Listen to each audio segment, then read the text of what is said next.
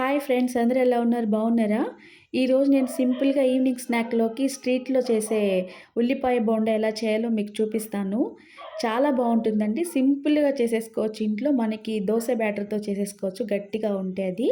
కావాల్సిన పదార్థాలు ఒక 3 ఉల్లిపాయలు తీసుకోండి. ఒక 2, 3 గరిటెల వరకు దోస బ్యాటర్ తీసుకోండి గట్టిగా ఉంటేనే.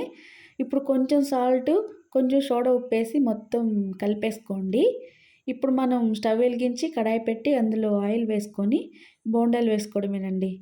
ఈ పిండి అనేది కొంచెం గట్టిగా ఉండాలండి. ఎందుకంటే ఉల్లిపాయకి పట్టాలి కాబట్టి. లూజ్‌గా అయిపోయిందనుకో ఉల్లిపాయ సెపరేట్‌గా, పిండి సెపరేట్‌గా అయిపోతుంది.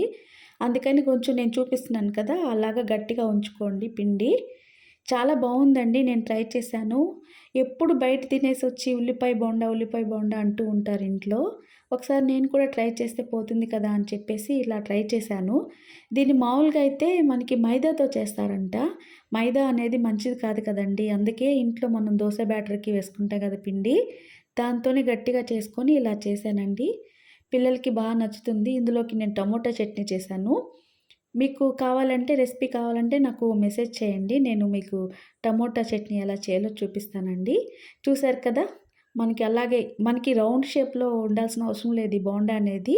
ఎలాగైనా ఏ షేప్‌లో ఉన్నా మనకి బోండా అనేది చాలా రుచిగా ఉంటుంది. పిల్లలకి, పెద్దలకి ఎవరికైనా ఈవినింగ్ స్నాక్‌లాగా మనం దీన్ని చేసి పెడితే చాలా హ్యాపీగా తింటారు, ఇష్టంగా తింటారు. ఇలాంటి సింపుల్ రెసిపీస్ కావాలంటే నా ఛానల్‌ని సబ్స్క్రైబ్ చేసుకోండి. నచ్చితే లైక్ చేయండి, షేర్ చేయండి, కమెంట్ చేయండి. థ్యాంక్ యూ ఫర్ వాచింగ్ అండి. చూస్తున్నారు కదా బోండాలు ఎలా ఉన్నాయో. ఇవి ఎప్పుడు బయట తినేసొచ్చి ఇంట్లో వాళ్ళకి చెప్తూ ఉంటారు మన వాళ్ళు, బా చేశారని. అలా కాకుండా మనం కూడా ఇలా చేస్తే మనల్ని ఇంట్లోనే పొగుడుతారు కదా అని నేను కొత్త వెరైటీస్ ట్రై చేస్తూ ఉంటాను. ఏం చేసినా నాకు పర్ఫెక్ట్‌గానే సెట్ అయిపోతుందండి. అంటే అన్ని కొలతల ప్రకారం మంచిగా చేసుకుంటే ఎవరికైనా సెట్ అయిపోతుంది.